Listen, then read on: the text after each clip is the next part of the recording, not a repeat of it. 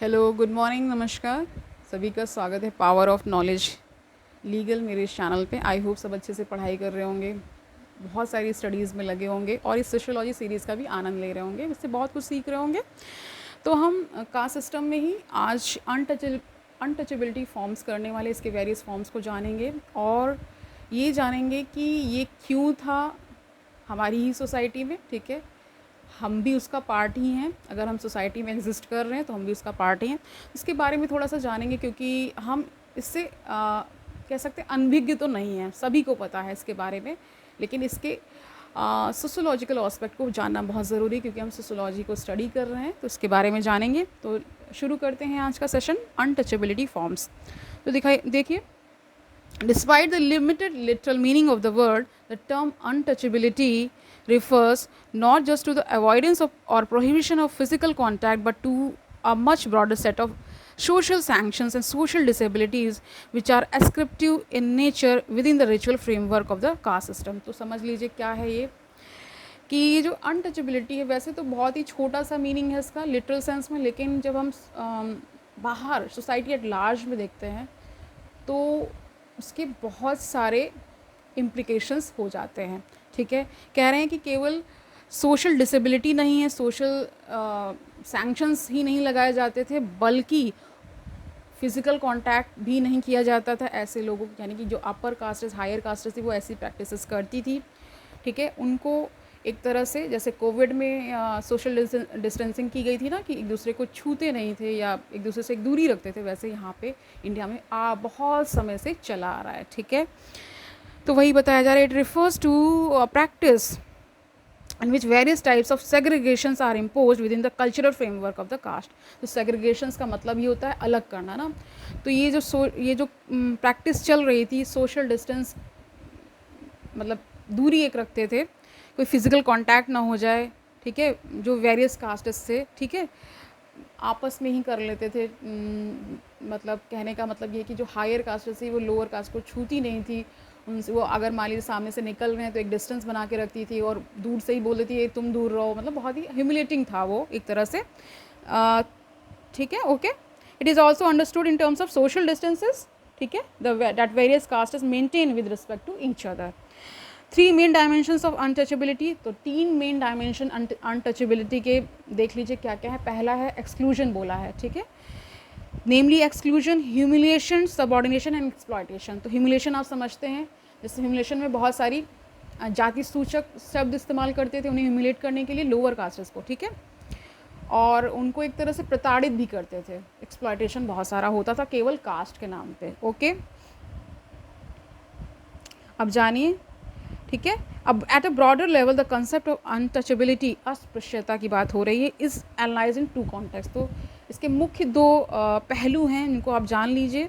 जब हम concept of untouchability यानी कि इसके जो सिद्धांत के बारे में जब जानने की कोशिश करते हैं तो 2 मेजर एनालिसिस आती हैं, उनको जान लीजिए। पहला देखिए, in terms of restrictions imposed on अवर्ण by all other higher castes. तो अवर्ण इनको कहा जाता था और अदर कास्टेस इनके ऊपर इन रिस्ट्रिक्शंस इम्पोज करती थी।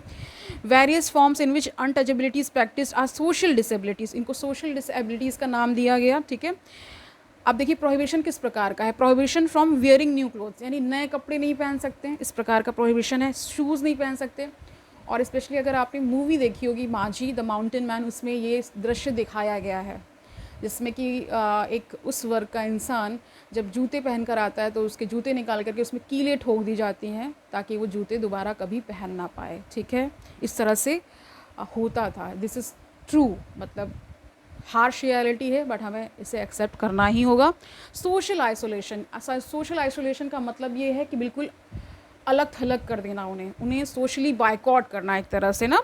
Religious disability, separation of roads and wells, यानी उनके रास्ते अलग होते थे, उनके वेल्स अलग होते थे, आप उसमें पानी नहीं पी सकते। ये सब चीज़ें आपने जानी होंगी, वेरियस मूवीज़ वेरियस सीरियल्स इस पर बनाए गए हैं। ठीक है, working at night so that even their shadow doesn't fall on द्विज। द्विज उनको कहा जाता है, ब्राह्मणों को कहा जाता है। ठीक है, और उनको रात में काम कराया जाता था ताकि उनकी कहते छवि, उनकी जो छाया है वो भी ना उन पर पड़े। किन पे? ब्राह्मण्स पे। ठीक है, नो ओनरशिप ऑफ प्रॉपर्टी, कोई ओनरशिप उनके पास नहीं होती थी प्रॉपर्टी का। ठीक है, एंड इम्पोजिंग बेगार, बेगार आप समझते हैं, बॉन्डेड लेबर की बात हो रही है यहाँ पे। बॉन्डेड लेबर समझते हैं जिसमें आपको काम करा लिया जाएगा आपसे बहुत सारा, लेकिन आपको उसका पैसा नहीं मिलेगा, ठीक है। इस प्रकार का एक्सप्लॉयटेशन होता था, ये हमारे भारत में ही हुआ है। इवन वेरियस पार्ट्स, अभी भी जो इंटीरियर पार्ट्स हैं उनमें ऐसा होता है। और एक तरह से उनमें साइकोलॉजिकल जो अपर कास्टेज है साइकोलॉजिकली बहुत डोमिनेट करके रखती थी, मतलब उनके मन से लेकर के, उनके मस्तिष्क से लेकर के, उनके शरीर, हर तरह से उनका एक्सप्लॉयटेशन होता था या होता है, अभी भी कुछ एरियाज़ होंगे, ठीक है। बहुत सारे केसेस आते रहते हैं, कभी कोई किसी के ऊपर टॉयलेट कर देता है, इस प्रकार का ह्यूमिलेशन होता है, कभी उनको घोड़ी चढ़ने नहीं दिया जाता है, कभी उनको मूछें रखने का अधिकार नहीं होता। इस तरह की बहुत सारे आपको चीज़ें मिल जाएंगी। हम सोशियोलॉजी में स्टडी कर रहे हैं, इसलिए हम हर एक एस्पेक्ट को स्टडी कर रहे हैं, ठीक है। दूसरा इसका है, देखिए, as an integral aspect of the caste system, while Shudra considered Dalits as untouchables, they themselves are untouchable to other upper castes like in the hierarchy. Similarly, untouchability operates in a relative manner. तो कह रहे हैं ये relative manner में practice हो रही है, यानी कि एक तरह से जब आप समझते हैं कि कास्ट विद इन सब, देखिए कास्ट का भी डिवीज़न होता है तो उसमें सब कास्ट आ जाता है, तो हो सकता है जो एक कास्ट अपनी सब कास्ट से ही एक तरह से भेदभाव कर रही हो, उनको अस्पृश्य मान रही हो, इस तरह होता था, ठीक है। हायरार्की में तो नीचे थे ही वो, okay. Historically Vysya and Kshatriya also face some disabilities or others at the hands of ritually superior Brahmins। तो कह रहे हैं कि इसमें क्षत्रिय और वैश्य को भी बहुत सारा डिस्क्रिमिनेशन, बहुत सारी डिसेबिलिटीज़ फेस करनी पड़ती थी इन रिस्पेक्ट टू किसके, ब्राह्मण्स के, ठीक है, okay. In the same fashion Kshatriya too treated some other castes as untouchable on certain social aspect. और इसी के कंटिन्यूएशन में देखिए क्या हो रहा है, इन द सेम फैशन, मतलब उसी फैशन को फॉलो करते हुए क्षत्रिय भी क्या कर रहे हैं, जो उनके नीचे कास्ट हैं उनको क्या अनटचेबल ट्रीट कर रही हैं। यही सोशल फैब्रिक बना हुआ था इंडिया का, ठीक है। सेग्रीगेशन कैन बी फिजिकल और social. Under physical segregation, there is a limitation on physical contact. There are special separate utensils, यानी उनके बर्तन अलग होंगे। Prohibition from temple entry, देखिए temple entry movement इसीलिए चलाया गया था, ठीक है। उनको prohibition था, यानी कि उनको टेम्पल के अंदर एंट्री नहीं मिलती थी। किनको, जो शूद्र थे, जो अनटचेबल्स थे, ठीक है। Entry of using village wells and ponds, यानी कि वहाँ पे भेड़ बकरी ये सब पानी पी सकते थे उनके तालाबों में, उनके कुओं में, लेकिन एक जो जीता जागता इंसान है उसको ये अनुमति नहीं थी। और ये कुछ लोगों ने ही ऐसा सेग्रीगेशन कर दिया था, ये इंडिया की हम बात कर रहे हैं, ठीक है। Social segregation includes restriction on marrying, eating with the members of the other caste, is prohibition from entering homes and restriction on occupational mobility। अब देखिए उसमें मैरिज तो वैसे भी नहीं होगा, मैरिज पे रिस्ट्रिक्शंस थे।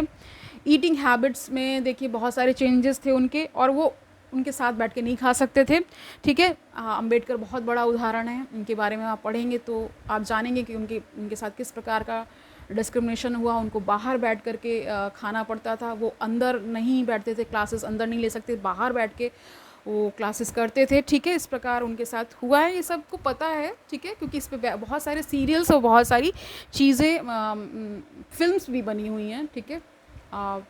लेकिन फिर भी मैं देखती हूँ, बहुत सारा चेंज तो नहीं देखती हूँ। चेंज हुआ है नो डाउट, बट जितना होना चाहिए उतना नहीं हुआ है, ठीक है।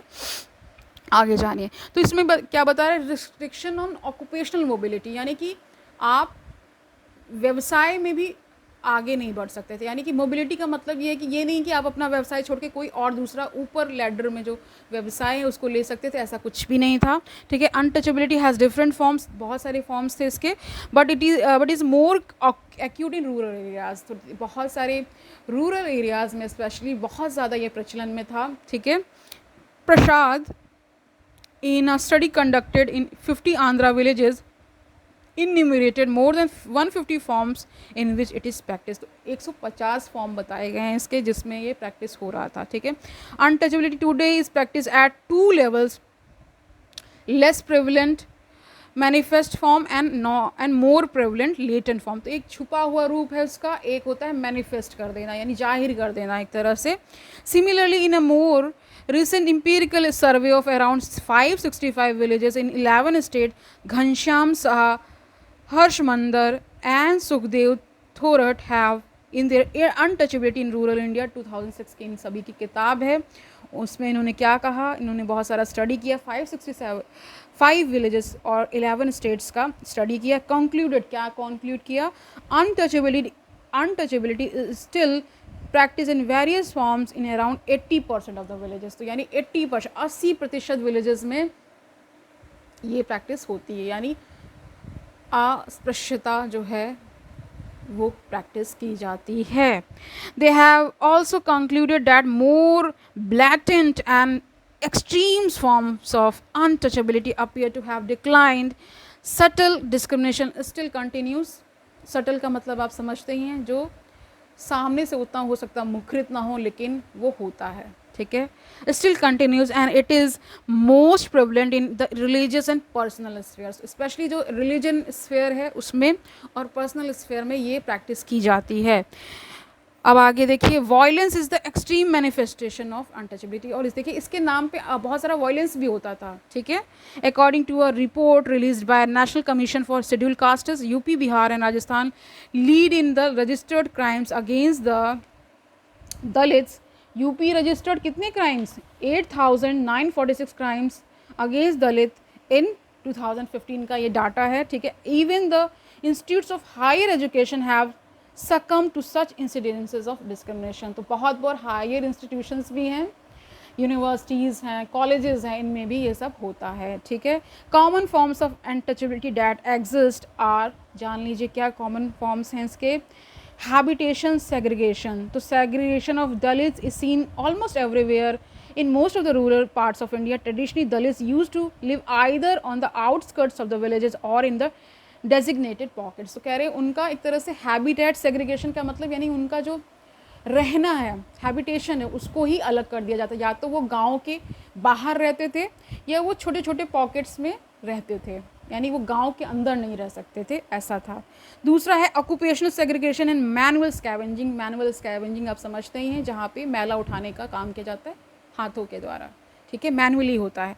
In 2016 98% manual scavengers were from the lower castes, ठीक है, 98% समझ लीजिए, यानी सारा काम वही कर रहे हैं इस तरह का।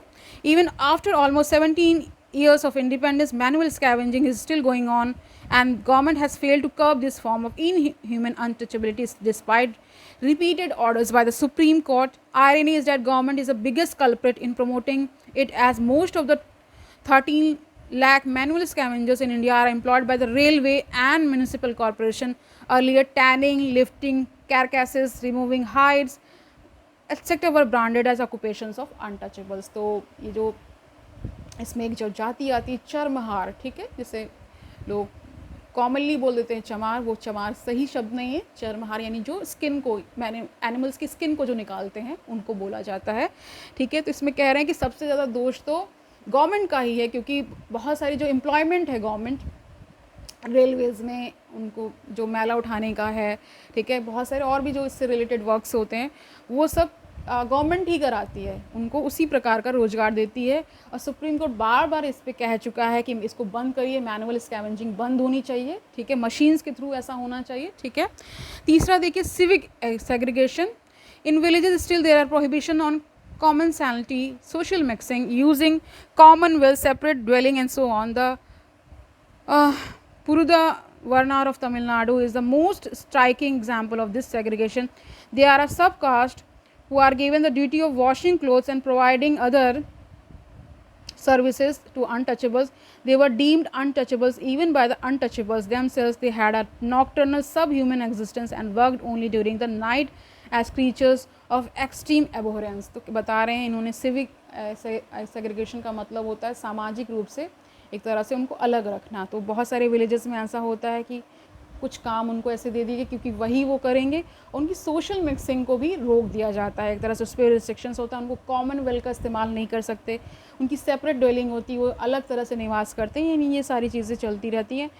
और तमिलनाडु का एक स्ट्राइकिंग एग्जाम्पल है जिसमें पुरुदा वर्नार एक कोई कास्ट है, सब कास्ट है, जिनको क्या काम दिया जाता है कि वो कपड़े धुलने का काम करते हैं, ठीक है, अनटचेबल्स को। तो ये अनटचेबल के भी अनटचेबल हैं, ठीक है, ऐसा बताया गया।